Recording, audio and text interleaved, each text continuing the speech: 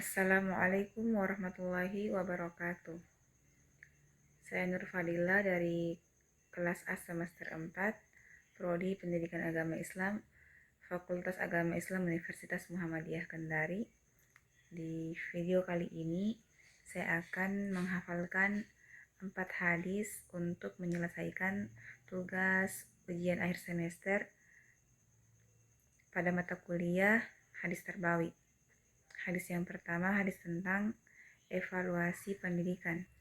An Abi Hurairah radhiyallahu anhu anin Nabi sallallahu alaihi wasallam qala atadruna mal muflisu qalu al muflisu fina man la dirhamalahu wala mata'a faqala innal muflisu min ummati ya'ti yaumal qiyamah bisalatin wa siyamin wa zakatin wa ya'ti qad syatama hadha wa qadhafa hadha wa akala mala hadha wa safaka dama hadha wa daraba hadha fayu'ta hadha min hasanatihi wa hadha min hasanatihi fa in faniyat hasanatuhu qabla an yuqada ma alaihi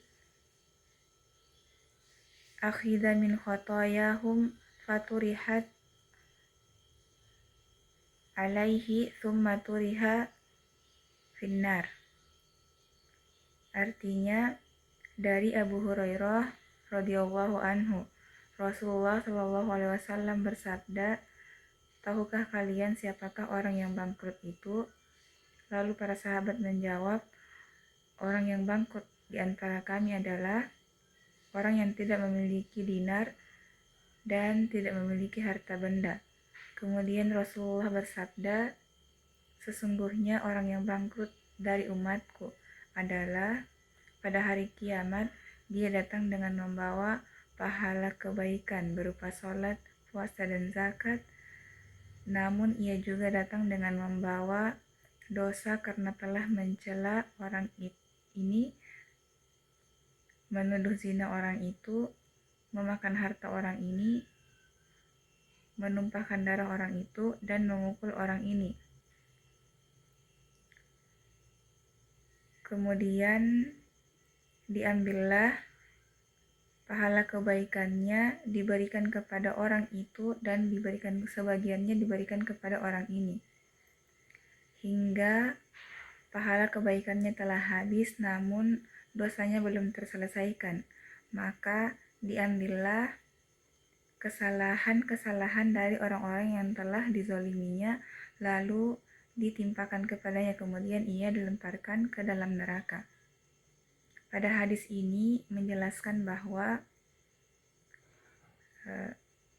Rasulullah menguji para sahabat dengan memberikan pertanyaan untuk mengetahui sejauh mana pemahaman para sahabat tentang orang yang bangkrut.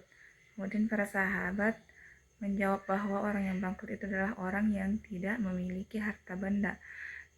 Lalu Rasulullah menjelaskan bahwa orang yang bangkrut itu adalah seorang muslim yang semasa hidupnya banyak melakukan kebaikan, namun kebaikan tersebut pahalanya menjadi sia-sia karena telah menzalimi orang lain. Kedua, hadis etika siswa terhadap guru. Haddatsana Qutaibah ibnu Sa'id, haddatsana ibnu Lahiyah, an Amru ibnu Syu'aib, an abihi an jaddihi, an Ubadah ibnu As-Samit, anna Rasulullah sallallahu alaihi wasallam qala laisa min ummati man la yujillu kabirana wa yarham sagirana wa ya'rifu li'alimina haqqahu. Artinya, dari telah menceritakan kepada kami Qutaibah bin Sa'id, telah menceritakan kami Ibnu Lahiyah dari Amru bin Syu'aib dari ayahnya, dari kakeknya, dari Ubadah bin As-Samit bahwa Rasulullah Shallallahu Alaihi Wasallam bersabda, tidak termasuk golongan kami orang yang tidak menghormati yang lebih tua di antara kami, yang menyayangi orang yang lebih muda di antara kami, dan tidak mengetahui hak orang yang berilmu atau guru di antara kami.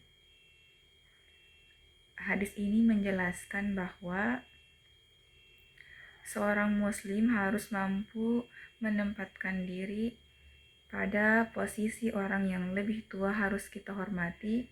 Kemudian dengan orang yang lebih muda harus kita sayangi dan ayomi. Kemudian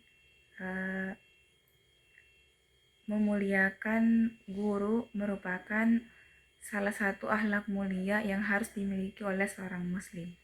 Yang ketiga, hadis tentang kewajiban anak terhadap orang tua. An Abdullah ibnu Umar radhiyallahu anhuma an-nabiy sallallahu alaihi wasallam qala as-sam'u wa ta'atu 'alal mar'il muslim fima ahabbun wa kariha ma lam yu'mar bimaksiyatin fa idza amiru bimaksiyatin fala sam'a wala ta'ah. Artinya, dari Abdullah bin Umar radhiyallahu anhuma, Rasulullah Shallallahu alaihi wasallam bersabda, mendengar dan taat adalah kewajiban seorang muslim, baik dengan apa yang dicintainya maupun yang dibencinya, selama ia tidak diperintahkan untuk bermaksiat. Jika ia diperintahkan untuk bermaksiat, tidak ada kewajiban baginya untuk taat, untuk mendengar dan taat.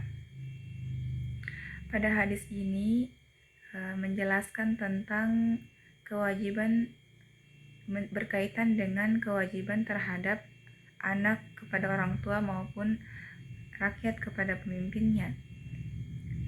Untuk kewajiban anak terhadap orang tua, yaitu ketika orang tua memerintahkan sesuatu, anak wajib menaati dan mengikuti perintah tersebut selama perintah tersebut bukanlah yang bertentangan dengan syariat.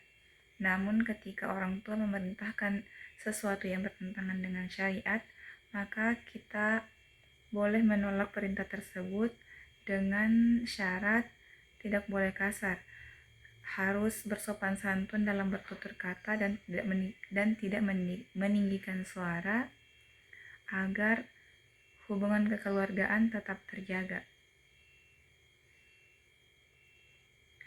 Kemudian hadis keempat, hadis tentang perintah sholat.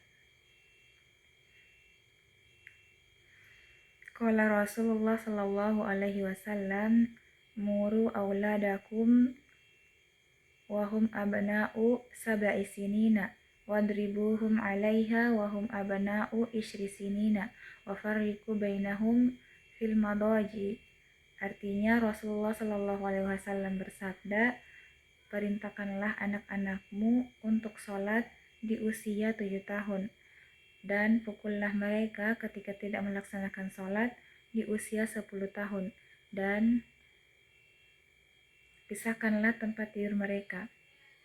Dalam hadis ini menjelaskan tentang pendidikan anak yang mengarahkan kepada anak untuk melaksanakan sholat. Pada fase pertama, yaitu di usia 7 tahun, anak mulai diperintahkan agar melaksanakan sholat. Tujuannya untuk membiasakan anak dalam menjalankan kewajibannya.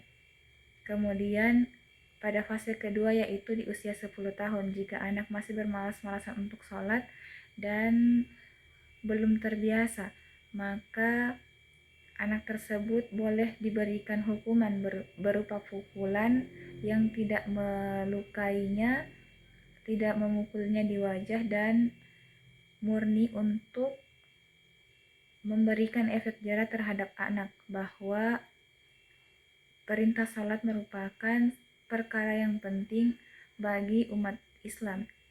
Kemudian yang di fase ketiga di usia 10 tahun, anak laki-laki dan perempuan juga dianjurkan untuk dipisahkan tempat tidurnya. Hal ini merupakan pendidikan moral sejak dini agar anak mampu menjaga aurat, privasi, dan kehormatan mereka. Itulah 4 hadis yang telah dihafalkan. Kurang dan lebihnya mohon dimaafkan. Billahi fisabilil haq fastabiqul khairat. Wassalamualaikum warahmatullahi wabarakatuh.